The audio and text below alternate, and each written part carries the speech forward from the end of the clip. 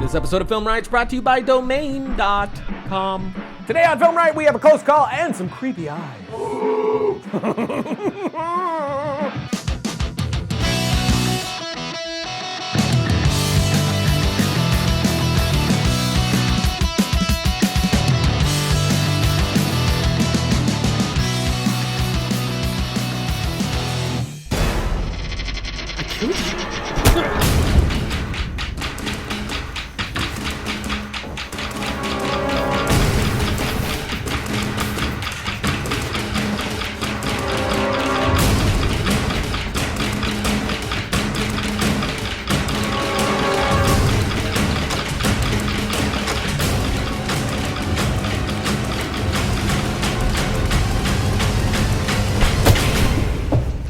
Logo. Welcome to FilmRiot, the show that takes the mystery out of the effects and techniques going to some of your favorite Hollywood films. Ryan Conley. Ryan Conley, that's right. A few weeks ago, I did the Film State bumper on accident instead. And I laughed in my heart. I was ashamed of it. So, we're back to that. Yes, we are. I took a break from the last week, but now I'm back slutting it up, answering your other requests from the Halloween episode. The last two that I'm going to cover is this, and then I'm done. I'm cleaning up my act. I won't always fold to your every want. Yeah, you will. Yeah, probably will.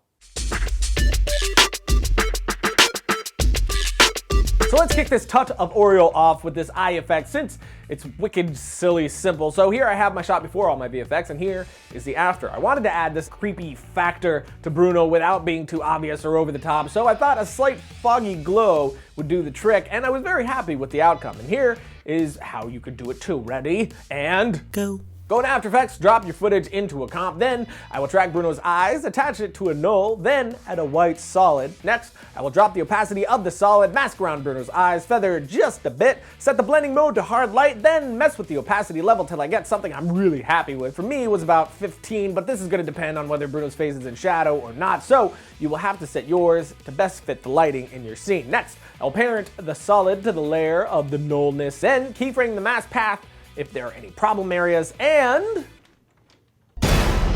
wicked, all sorts of simple, easy, not hard. Is it difficult? No. Now, for Eris's eyes, I did not do this post effect. I actually got some special effects contacts for him to wear. These are called blind contacts, and they're used to make the entire eye seem a bit fogged over, and I got these babies from extremesfx.com, although it doesn't look like they have the same ones I got anymore unless they film in stock by the time this episode goes up, but I'm sure you could find them simple enough by a little Google search. I did it different with both of them because I wanted to compare between the two, which I like them both for different reasons. Eris's is a bit more subtle and feels more real, while Bruno adds a bit of a surreal, demonic vibe. So if you can't do the VFX version, you always have the contacts to fall back on. I got these for a total of about $85 for both of them after shipping. Moving on.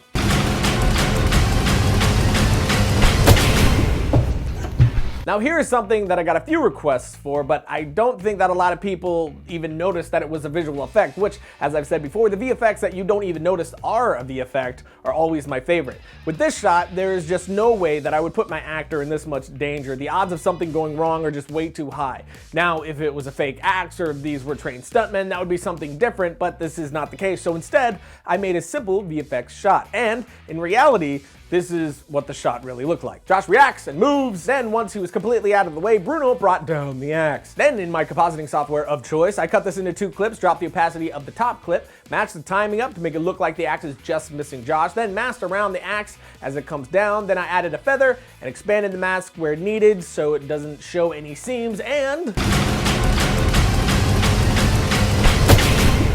ridiculously easy effect again, and a great way to add tension and a sense of danger without actually getting dangerous for your actor. Man, that's 2 effects down already. How about a break? Domain.com is the best place to go if you're looking to get yourself a domain name or some web hosting, whatever you're looking to do on the internet. If you're going to need hosting, if you want to blog, you want to promote yourself, whatever it is, Domain.com by far is the best place to go. You want a domain name, but you can't decide what it should be. They got a domain discovery system that's going to hook you up with the best names that are closest to what you want. It's helpful and also fun. And to sweeten the deal, if you use a coupon code FilmRiot at checkout, you get 15% off your domain name and web hosting. So if you're looking to build that presence on the interwebs, go to domain.com. logo. So this past weekend, I headed out to the beautiful Big Apple, New York, to go to Tribeca Cinemas for this year's horror festival. I submitted Tell, and happily, it was accepted. Our second one is going to be called Tell by Ryan Connolly. It's right. And so I shot out there with Todd and Adriana, two of my actors from the film, for the screening of Tell. It was a great experience, as watching your film with an audience always is. Seeing them react in real time is always amazing and really educational too. You can really feel the vibe of the audience when the story has them locked in and when it might be losing them. And of course, watching them jump out of their seats at all the big scare hits is just friggin' awesome. Another great thing was that Wes Craven was on hand at the festival for a Q&A and to accept the Lifetime Achievement Award, so overall it was just a great experience. Now the reason I'm bringing this up is because I wanted to talk about submitting your film for festivals. Originally, I hadn't planned to submit Tell, but I did want to show you guys how easy the process is nowadays, so I decided to submit. And I did this through a site called Without a Box. Now again, just to get this out of the way, I have zero affiliation whatsoever with Without a Box, so I guess with that out of the way, this is a free site for filmmakers that helps you find and submit your film to festivals, and it's absolutely amazing. It's also owned by IMDb, so by adding your film here and submitting through them, it actually helps you get your title on IMDb. But as for festivals, first you add your project, be it a film or a script, and then it'll guide you through all sorts of info that you need to add for your film, including uploading your film to use as a digital screener. Then once you're done, you can start searching for a festival yourself or use their shortlist section so that Without a Box can suggest festivals for you that fit your project's info, which is one of the great things about Without a Box, since every festival will have different rules for their submissions, like require the film to be a world premiere or a state premiere, then some will only take certain formats, lengths, genres, and so on. It can get very difficult, but one of my favorite things about this site is that once you select a project, you can hit qualify this project, and Without a Box will give you a checklist to see if your film matches up. Blue checks show that it does indeed match, and red dots show you where it doesn't. So for instance, Tell wouldn't qualify for the Dallas International Film Festival because they want features of 60 minutes or more, or short films of 25 minutes or less, and since Tell is 32 minutes long, it's a no-go.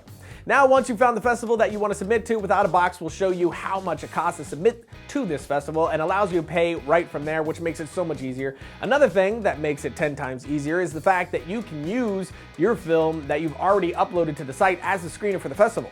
So you won't have to waste money sending a bunch of copies out to all the festivals you're wanting to submit to. Now, most of the festivals do accept these online screeners, but a few do not. Finally, once you have your film submitted, you can keep track through their submission status section, which holds all the info that you need for that festival, including an update for whether your film is rejected or accepted. So it's a great way to keep overzealous filmmakers from emailing the festival with 10,000 questions, since you can just check that page 10,000 times a day. But that is the basic overview for submitting your film. It used to be a pain, but thanks to sites like this, it's become insanely simple. But the one thing I would stress is be smart about where you submit. Do your research and submit to film festivals that most fit the level that you're at and the type of film that you have made. That way you don't go wasting tons of money on a bunch of festivals that don't match your film, since you do have to pay for every submission. So there you go. Jump over to Without a Box, get your free membership going, and start digging into the different festivals and all the other great resources that this site has to offer. And that's it for today. But if you have any questions about festivals or submissions that I didn't answer here, feel free to shoot it over to my Twitter and I will do my best to answer you. And I'll see you peeps next week when I fly to another planet to attempt to meet my creator.